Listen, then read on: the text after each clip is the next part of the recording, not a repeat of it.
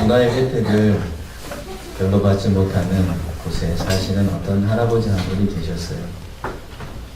이분이 우울증에 시달리고 있어서 그 소리를 듣고 아들이 아버지를 서울로 모셔와서 치료를 하게 되었습니다. 그런데 여러 가지 일을 해봐도 다 의미가 없었습니다. 별약이 무효였죠. 좋은 곳 구경시켜드려도 아무런 효용이 없었습니다. 그러다 어느 날 최고급 레스토랑에 아버지를 모시고 갔어요. 거기서 식사를 하고는 이제 나오는데 아버지가 너무 좋아하시는 겁니다. 만면에 미소를 띠면서 야, 이제 내 다 나은 것 같다. 내가 막 날아갈 것 같다. 그러면서 너무너무 기뻐하시더라는 겁니다. 근데 그날 밤이 되어서 아버지가 이제 주무셔야 되는데 아버지가 주무시지 않고 방을 왔다 갔다 하시면서 이런 말씀을 하시는 겁니다. 왜 안 와? 왜 안 와? 이렇게 하면서 밤새도록 왔다 갔다 하시는 것이었어요. 그러고 아침이 되었는데 더 악화가 되신 겁니다. 그래서 어찌된 일인가 싶어서 그 다음날 밤은 이렇게 아들이 아버지를 잘 봤더니 아버지가 뭔가를 손에 들고는 그걸 자꾸 누르면서 왜 안 와? 왜 안 와? 하는 것이었어요. 근데 자세히 보니까 그 손에 든 것이 레스토랑에서 누르는 벨이었습니다. 식탁에 있는 벨이었어요. 그 벨 누르면서 자꾸 왜 안 와? 왜 안 와? 그 최고급 레스토랑에서 그 음식을 먹고 부족하면 벨을 누를 때마다 그 서빙하는 분 아가씨가 와서 뭐든지 다 해결을 해주거든요.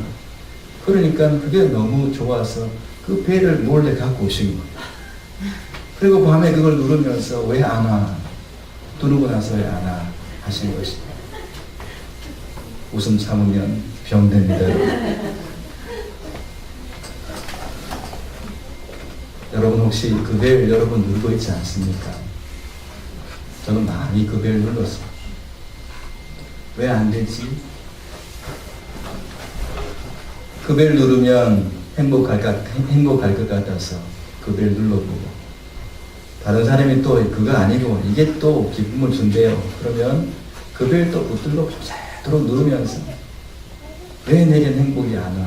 왜 내겐 기쁨이 안 와? 그러면서 혹시 그렇게 지난밤 보내지 않으셨습니까? 사람들은 자기 나름대로의 배를 누르면서 기뻐하고 행복하기를 바라고 있습니다. 아니, 안간힘을 다하고 있는 것 같아요. 예수님을 믿고 성도가 되었다는 것은 세상의 것이 내게 주어지지 않아도 예수님으로 기뻐하고 사는 사람들이 되었다는 것이죠. 오늘 찬양 드렸더니 찬양의 곡처럼 주만 바라봅니다. 어렸을 때 교회 가면 밥을 주냐 떡을 주냐 뭐 그렇게 이야기한 것은 아무것도 안 보이는 그 하나님 믿는다고 내게 무슨 행복이 있고 유익이 있느냐라는 그런 이야기 아니겠습니까? 하지만 예수님을 믿고 나니까 다르지 않습니까? 그때 맺는 그 열매들이 바로 성령의 열매들이죠. 예수님을 믿기 전에는 세상에서 거두는 것, 세상에서 얻는 것, 그거 보고 기뻐했습니다. 남을 속여서라도 얻어낼 수 있는 것이라면 최대한 얻어내면 그거 많아지는 것 보고 기뻐하기도 했습니다. 그래서 죄의 열매를 많이 맺기도 하고 욕심의 열매를 맺기도 하고요.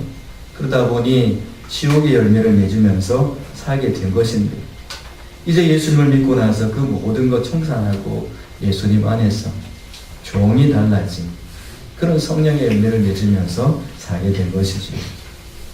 성도가 열매를 맺는 것을 보게 되면 성령의 열매가 맺히는데 사랑의 열매도 맺히고 희락의 열매도 맺히고 오늘 주제가 희락이니까 여러분 사랑의 열매를 맺는 사람들은 이미 희락의 열매도 맺고 있는 것이에요. 오늘 하나만 맺는 게 아니거든요. 이런 열매들을 맺고 성도들은 살아가는 것이죠. 세상이 금할 수 없는 그런 열매들을 다 맺고 살아가는 것입니다. 이 성령의 열매는 시간을 두고 맺는 것이 아닙니다. 그건 이런 이야기와 똑같은 것입니다. 아이가 태어났는데 돌까지는 눈만 자라. 2살까지는 팔만 자라. 3살 때가 되면 다리가 자라. 각각 따로따로 자라는 것이 아닌 것처럼 골고루 다 자라나지 않습니까? 성령의 열매도 똑같은 것입니다. 성령 안에서 사랑의 열매가 맺혀진다는 것은 거기에 희락의 열매도 같이 맺혀지고 있는 것이거든요. 그래서 이 본문에 보게 되면 성령의 열매들이라고 표현해야 되는데 9가지면 그렇게 표현하지 않고 성령의 열매다 이렇게 단수로 표현한 것을 보면 이 성령의 열매라는 것은 예수님 안에서 모습은 다르지만 골고루 다 한꺼번에 자라는 것인 것을 알 수가 있습니다. 2달 동안 우리는 사랑의 열매에 대해서 함께 나누었습니다. 좀 달라진 것 같습니까? 여러분들은 2가지를 느꼈을 것입니다. 안 된다. 좌절감을 느꼈을 것입니다. 또 한편으로는 이런 것도 느꼈을 것입니다. 안 되는데 요건 되네. 안 되던 건데 요건 되네. 하는 것을 느꼈을 것입니다. 이 2가지는 대단히 중요한 것인데 조금 이따가 말씀을 드리고 하나님의 사람들은 이렇게 성령의 열매를 맺으면서 살아가게 되고요. 골고루 다 이 9가지 열매를 맺으면서 살아가게 되는 것인데 반드시 예수님 안에 있는 사람들은 이 열매를 맺게 되게 되어 있습니다. 성령님께서 내 안에 계신다는 증거가 바로 이 열매로 나타나기 때문이죠. 희락이라는 말은 기쁜 희자에 즐거울 낙자를 써서 국어 사전적인 의미는 기쁘고 즐겁다 이런 의미를 갖고 있습니다. 이것은 무엇인가가 내가 원하는 것이 주어졌을 때 내가 원하는 것이 뭔가 주어졌을 때 그때 기쁜 것이죠. 그것이 즐거운 것입니다. 그런데 이 성령의 열매는 외부적으로 주어지든 아니 주어지든 관계없이 성령 안에 있으면 그냥 기쁜 것이에요. 예수님이 내 안에 계시다는 것으로 즐거워하고 기뻐하는 것입니다. 그래서 이 희락이라는 것은 하나님께서 우리에게 주시는 이 희락이라는 것은 외부적인 환경과 전혀 관계가 없습니다. 문제가 많다 적다 그런 것과도 관계가 없습니다. 주님 안에서 내 안에서 주님 안에 내가 주님 안에 주님이 내 안에 계시다 보면 저절로 그것이 나타나게 되는 것이죠. 환경이 어려워도 희락을 잃지 않습니다. 고통스러운 일을 만나도 이 내 마음속에 주어진 기쁨은 소멸되지 않는다는 것입니다. 이 희락은 쾌락하고는 다릅니다. 이 쾌락은 이런 것이지요. 그것을 얻어야만 만족합니다. 우리는 마약하는 분들은 안 계시겠지만 마약을 하는 사람들을 예를 들면 처음에는 조금만 마약을 해도 근데 나중에는 그것이 없으면 살 수가 없습니다. 쾌락을 쫓아가게 되면 중독이 되는 거죠. 하나님께서 술 취하지 말라라고 말씀하신 것도 술에 중독되는 사람들이 있기 때문에 그렇습니다. 술 때문에 많은 문제들이 생겨납니다. 한 잔이 2잔 되고 2잔이 석잔 되면서 술이 내가 되고 내가 술이 되고 술이 내 안에 내가 술 안에 이렇게 되어버리지 않습니다. 그리고는 나중에 술이 주인 되어서 내 삶을 이끌어가게 되는 겁니다. 술이 이끄는 대로 가는 겁니다. 중독되어 버렸기 때문에 그렇습니다. 쾌락은 나를 중독되게 만듭니다. 하지만 이 희락이라는 것은 그런 것이 아닙니다. 희락은 그런 주어지는 것, 외적으로 주어지는 것이 없어도 이 환경들을 초월해서 하나님께로부터 주어지는 것이죠. 쾌락은 환경이 주는 것이라면 그래서 희락은 예수님 안에서 어디서든지 누릴 수 있는 것임을 말씀해 주고 있습니다. 그러면 우리가 무엇 때문에 기쁠 수 있는가? 그거 한번 찾아볼까요? 우리가 무엇 때문에 기쁠까? 여러분들의 기쁨은 뭐가 있습니까? 신앙생활을 하면서 지금까지 얼마나 기뻐해 보셨습니까? 오늘 이 시간이 기쁘십니까? 아멘. 한 분만 대표로 아멘 하셨는데 오늘 밥 2그릇 더 드시기 바랍니다. 뭔가 이런 이야기를 들으면 내가 뭐 기쁜가? 뭘 기뻐해야 되지? 나는 신앙생활에 뭐가 기쁨이 있어? 여러분, 기쁜 것을 자랑하지 않습니까? 사람들한테 좋은 일이 있으면 자랑하듯이 자랑하는데, 나는 신앙생활해도 별로 자랑하는 것 없어. 오늘 목사님이 노란 네코다이를 맸네. 이건 자랑거리입니까? 그런 거 아니지 않습니까, 여러분? 그러면 우리가 예수님을 믿고 신앙생활 하면서 뭐가 기쁜가? 그럼 희락은 어떻게 주어지게 되는가? 이 은혜라는 말이 카리스라는 말이더라고요. 이 은혜가 있다, 카리스가 있다라는 말인데, 하나님께서 내게 주신 은혜가 주어지게 되면 이 희락이 이 카라더라, 카라. 비슷한 단어인 것 같아요. 어떻게 보면 그 하나님의 은혜를 받게 되면 내게 기쁨이 있다라는 그런 것입니다. 그러면 이제 우리가 하나님께로부터 어떤 은혜들을 받았는가를 생각해 보면 될 것입니다. 우리는 과거에 하나님을 알기 전에 죄 가운데 살았던 사람들이 그냥 놔두면 다 지옥 갈 사람들이에요. 그런 사람들을 그 사망에서 생명으로 옮겨주셨습니다. 전에는 사단의 종인 줄도 모르고 그렇게 죄 짓고 살았던 나를 하나님의 자녀로 다시 바꾸어 주셨습니다. 모든 죄로부터 해방되었습니다. 지옥이 아니라 내겐 천국이 이제 주어졌습니다. 나는 하나님의 나라를 상속받는 하나님의 자녀가 되었습니다. 이게 예수님으로부터 주어진, 예수님께로부터 주어진 모든 은혜라는 것입니다. 이 은혜를 알게 되면 내 안에 기쁨이 있는 것입니다. 다른 사람들은 다 지옥갈 준비하고 그걸로 막 가고 있는데 지금 내가 천국으로 가고 있다는 이 사실만 생각하더라도 우리에겐 기쁨이 있는 것이기 때문에 그렇습니다. 여러분, 구원받은 사람들에게는 그래서 세상이 줄 수 없는 이 구원의 감격, 하나님의 자녀된 은혜, 천국을 소유한 그 기쁨이 그에게 있다는 것입니다. 한 번은 제자들이 전도를 하러 나갔습니다. 전도를 하러 나갔는데 막 전도를 하다 보니까 귀신들이 막 떠나가는 것입니다. 막 공중권세 잡은 세력들이 깨어지고 그 지역에 정사 잡은 어둠의 세력들이 완전히 깨지고 하나님의 그 복음의 역사가 막 나타나는 겁니다. 그래서 너무너무 좋았어. 이제 전도 보고하러 예수님께 왔습니다. 예수님, 오늘 정말 대박이었습니다. 오늘 전도로 나갔는데 어둠의 권세들이 다 떠나가고 귀신들이 떠나가고 사람들이 예수님을 믿기 시작했습니다. 그때 예수님께서 이렇게 그들에게 말씀하셨습니다.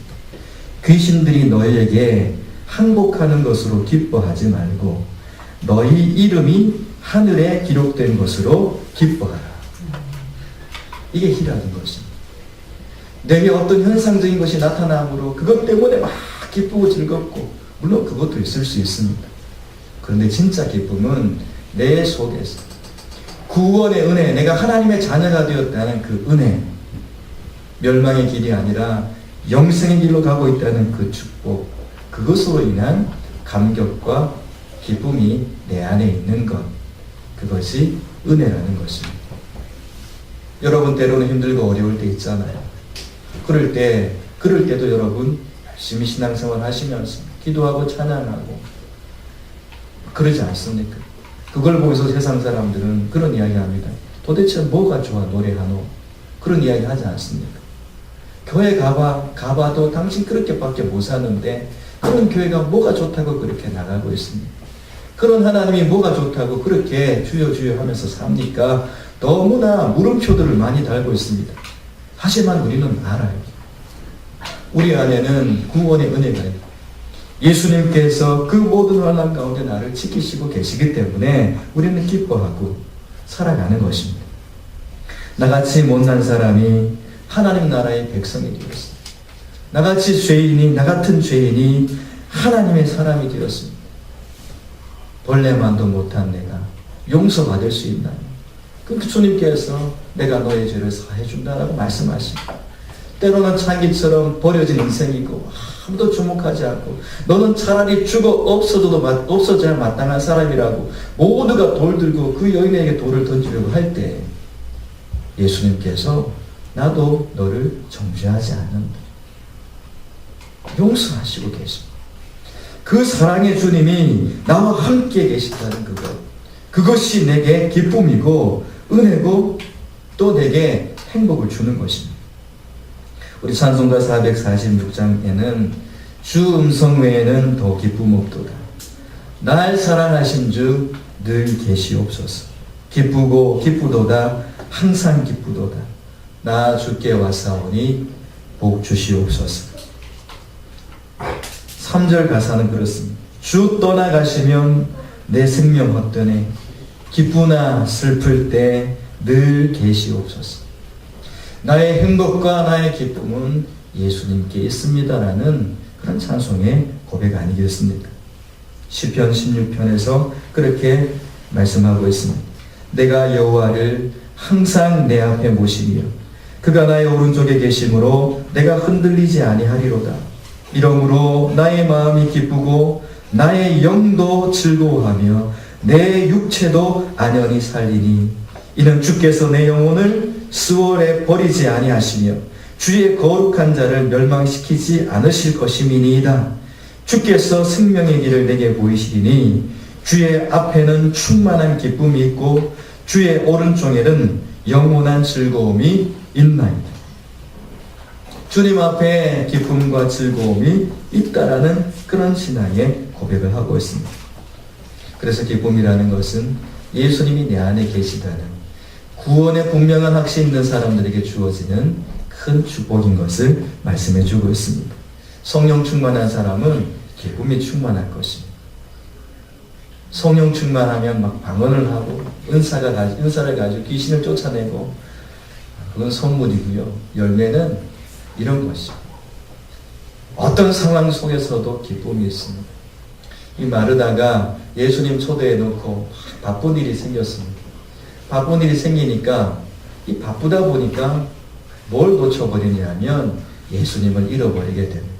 그 일에 바빠서 예수님을 놓쳐버리자 그 마음속에 기쁨이 사라지고 예수님이 오셨다는 그 기쁨이 사라지고 예수님께서 지금 오셨어. 내가 지금 예수님을 위해서 맛있는 식사를 준비하고 있어요.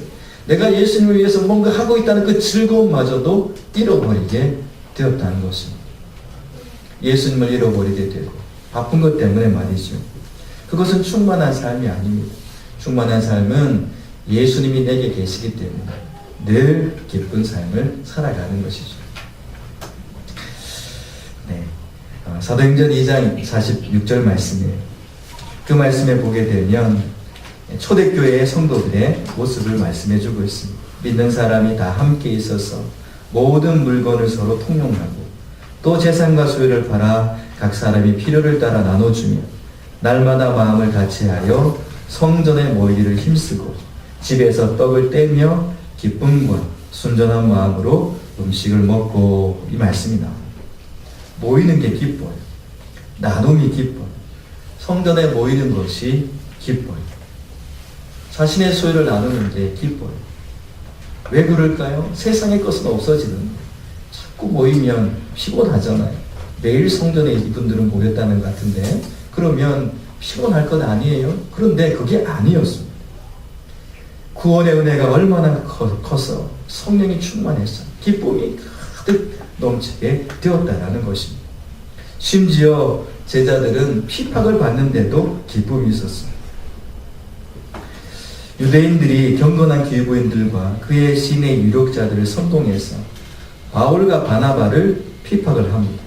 그리고 전도하는 그 지역에서 쫓아내버리게 돼요. 근데 이 두 사람이 나가면서 쫓아내니까 어쩔 수 없이 쫓겨나가는데 나갈 때 이들의 마음을 보니까 제자들은 기쁨과 성령이 충만하다. 성령 충만하다는 것은 결국 그들 안에 복음 때문에 핍박을 받고 박해를 받지만 기쁨이 충만했다라는 것입니다. 이 복음을 들을 때 또 사람들에겐 기쁨이 있어요. 사도행전 13장에 보게 되면 이방인들이 듣고 기뻐하여 하나님의 말씀을 찬송하며 영생을 주시기로 작정한 자는 다 믿더라. 복음이 증거되는데 그 땅에 또 큰 기쁨이 있었다라는 말씀도 하시는 것을 봅니다. 주의 말씀을 들을 때 그 말씀이 내 안에 들어오므로 맛있는 밥을 먹을 때 괜히 행복한 것처럼 주의 말씀을 들을 때 내 영이 기뻐하게 된다는 것이죠. 이런 은혜가 있었던 것입니다. 그런데 어떤 사람들은 잠깐 맛만 보고 놓쳐버리는 사람들도 있습니다. 마태복음 속에 밭의 비유 속에 보게 되면 돌밭에 대한 비유가 나옵니다. 이 밭은 그렇게 표현하고 있습니다. 즉시 말씀을 듣고 즉시 기쁨으로 받되 그 속에 뿌리가 없어 잠시 견디다가 말씀으로 말미암아 환난이나 박해가 일어날 때에는 곧 넘어지는 자야. 말씀을 들을 때 기쁨으로 받는데 금방 소멸되어 버립니다. 이 기쁨이 지속되는 것이 정상적인데 조금 문제만 만나면 금방 넘어져 버리고 마는 거죠. 금방 원망과 불평으로 돌아가게 되는 것입니다. 왜 그러냐 보니까 뿌리를 내리지 못했기 때문입니다. 어제 제가 저걸 봤어요. 세계 여행인가요? 그걸 제가 잠깐 봤어요. 그걸 봤는데 거기 보니까 광야에 사막에요. 나무가 한 그루 크게 자라나 있습니다. 수십 년 된 나무인 것 같아요. 거기 나무가 한 그루도 없는데요. 그 나무만 한 그루 이렇게 유일하게 자라나 있더라고요. 근데 그 해설자가 설명을 하는데 그런 해석을 합니다. 이 나무는 이 나무 키 높이보다 두세 배 더 깊은 뿌리를 갖고 있습니다. 그래서 빈 곳에서 이 샘 근원을 찾아서 뿌리에서 물을 공급받아서 그 사막인데 다 나무는 죽어버렸습니다. 근데 그 나무만 유일하게 한 그루 덩그러니 자라나 있는 것을 보게 됩니다. 왜 쓰러지고 없어집니까? 사막이라서 그렇습니까? 환경이 너무 뜨거워서 그렇습니까? 너무 괴로워서 그럴까요? 아니더라는 거죠. 깊이 뿌리를 내리는 이 뿌리가 없어서 넘어지더라는 것입니다. 성령님께서 날마다 우리에게 공급하시는 그 공급을 받으면 우리는 날마다 기쁨을 갖고 살아갈 수 있는데 환경 보면서 문제 보면서 금방 뿌리 작업은 안 하고 그냥 빨리 열매 맺어야 되지 빨리 가지 뻗어야 되지 라고 생각하면서 뿌리도 내리지 않고 가지 뻗고 잎사귀 뻗다가 바람 부니까 휙 넘어져 버리는 것이 우리 인생의 모습일 때가 있다는 것입니다. 은혜 받았다. 할렐루야. 기쁨이 충만한데 집에 가서 은혜 받은 그 다음 바로 집에 가고 남편하고 한바탕 해버리고 은혜 다 끝나버리고 며칠 밤 밤새워서 밤새도록 기도하고 금식하며 기도해서 이제는 내가 승리했다고 집에 들어가는데 아이가 고3인데 공부는 안 하고 게임만 하고 있어. 문을 여는 순간 그 은혜 끝나버린 거죠. 은혜는 하나님께로부터 오는데 우리가 성령의 열매를 맺는 그것은 주님의 은혜에 계속적으로 뿌리를 내릴 때 우리는 충만한 삶을 살아가게 되는 것이죠. 주님은 그래서 우리에게 기쁨을 말씀하실 때 주 안에서 기뻐하라.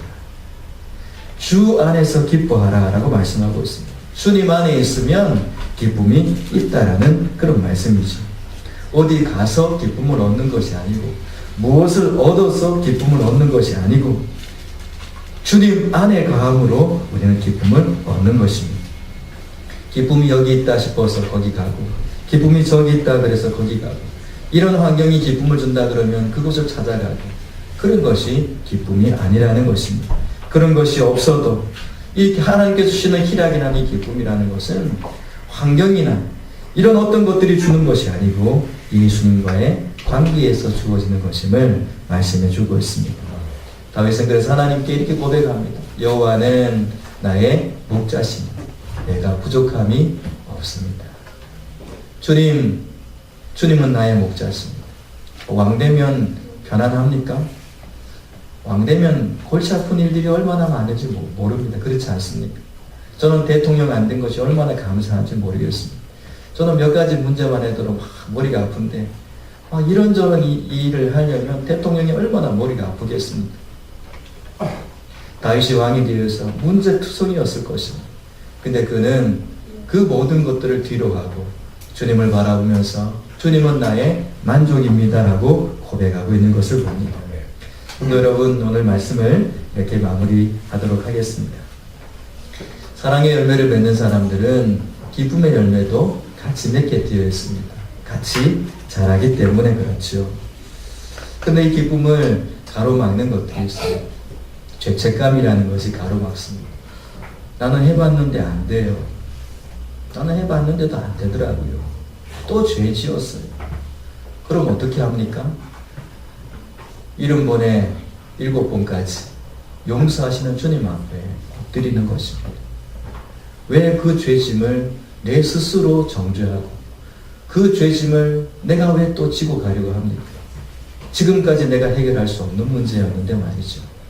그래서 그 죄짐을 주님 앞에 맡겨드리는 것입니다. 수고하고 무거운 짐진 자들아 다 내게로 오라. 이 말씀을 왜 주셨겠습니까? 우리 인생은 날마다 그 짐을 질 수밖에 없는 연약한 사람들이기 때문에 그렇습니다. 그래서 날마다 주님께로 가서 그 짐 내려놓고 예수님께서 주는 짐을 지면 되는 것이죠. 여러분, 죄책감 때문에 혹시 시달리고 있는 분들이 계십니까? 여러분, 우리 자녀들을 보면 알 수 있습니다. 처음에 막 숟가락질도 못하고 말도 잘 안 듣고, 근데 그 아이가 어느 날 입학을 했어요. 그래서 우리 문기성 성도가 서울의 아라비아에서 주말도 일 안 하던 사람이 일하면서 우리 아이 입학식 하니까 가야 된다고 그렇게 하면서 냅다 왔다는 거 아니겠습니까? 얼굴 저 시커멓게 타가지고 우리 아이 입학 내가 축하하러 가야지. 결의는 알았을까요? 몰랐을까요? 몰랐어요. 여러분, 이게 아버지의 마음이고요. 아버지가 바라보시는 우리 자녀된 우리의 그런 모습. 코 찔찔 흘리고 엄마 말 안 듣고 아빠 말 안 듣고 뭐 벌써부터 사춘기 돼갖고 막 그렇게 하는 그 아이. 근데 아빠의 마음은 어떻습니까? 그 아이 입학식에 내가 가야지. 한 2시간만 하면 오겠지요. 2시간만 하면 오는 거리지요? 아니에요. 하루 종일 와야 되는 거리예요. 그 말씀을 스바냐서에는 이렇게 말씀하고 있어요. 그날에 사람이 예루살렘에 이르기를 두려워하지 말라. 시온아 내 손을 늘어뜨리지 말라. 너희 하나님 여호와가 너희 가운데 계시니 그는 구원을 베푸실 전능자시라. 그가 너로 말미암아 기쁨을 이기지 못하시며 너를 잠잠히 사랑하시며 너로 말미암아 즐거이 부르며 기뻐하시리라. 우리가 잘해서 기뻐하시는 것이 아니고 날마다 넘어지지만 그래도 예수님, 그래도 아버지밖에 없어요 하면서 우리가 아버지를 붙들고 있는 그 모습 보면서 아버지 하나님은 너무너무 좋아하시는 것입니다. 기쁨을 이기지 못하신다고 말씀하실 정도로 우리를 보면서 기뻐하시는 것이죠. 죄책감 때문에 여러분 더 이상 시달리지 마시기 바랍니다. 우리는 예수님 안에서 이미 자유를 얻고 기쁨을 누리는 사람이 되었습니다. 사단이 참소할 때 물리치시기 바랍니다. 그리고 여러분들이 뭔가 안 되던 것 하나 한 거 있잖아요. 그거 하나님한테 좀 자랑하세요. 아버지 저 이거 했어요. 아량으로 봐주시고 기쁨으로 봐주시는 것입니다. 어떤 사람이 회사 생활을 하는데 이 사람은 맨날 휘파람만 불고 휘파람 불면서 기분 좋게 일을 하는 거예요.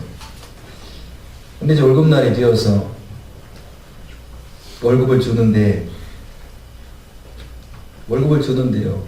이 휘파람 불면서 일하는 사람한테는 월급을 더 준 거예요. 같이 입사한 사람이 열받아서 사장님을 찾아가가지고 사장님 같이 입사했는데 어찌하여 저에게는 저 사람보다 덜 줍니까? 하고 따졌더니 사장님이 그렇게 이야기했다고 합니다. 저 사람 더 받은 것은 휘파람 값입니다. 휘파람 값. 제가 어제 이야기를 듣고 얼마나 웃었는지 몰라요.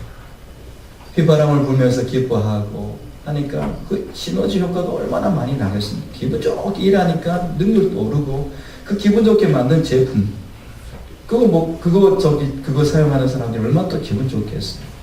아내들이 속상해서 막 에이 이렇게 음식 만드는 거라도 기분 좋게 휘파람 불면서 음식 만든 거 하고 똑같은 음식이라도 차이가 난다는 것입니다. 성도 여러분, 우리는 똑같이 한평생 살아가는 사람들입니다. 이 한평생 살아가는 날 동안에 한번 휘파람 불며 살면 어떨까요? 주님은 이미 휘파람 불 수 있는 모든 것들을 다 우리에게 베풀어 주셨는데 몇 가지 안 되는 것 때문에 원망한다면 남은 생애 동안 사는 사람들이 너무 억울하지 않겠습니까? 성도 여러분, 우리를 새로운 피조물 만드신 그 하나님의 은혜대로 성령의 열매 가운데 또 사랑과 희락까지 또 더불어 나머지 열매들까지도 우리 모든 성도들이 맺게 되기를 주님의 이름으로 축복합니다. 살아계신 하나님 아버지 감사합니다. 우리를 도와주셔서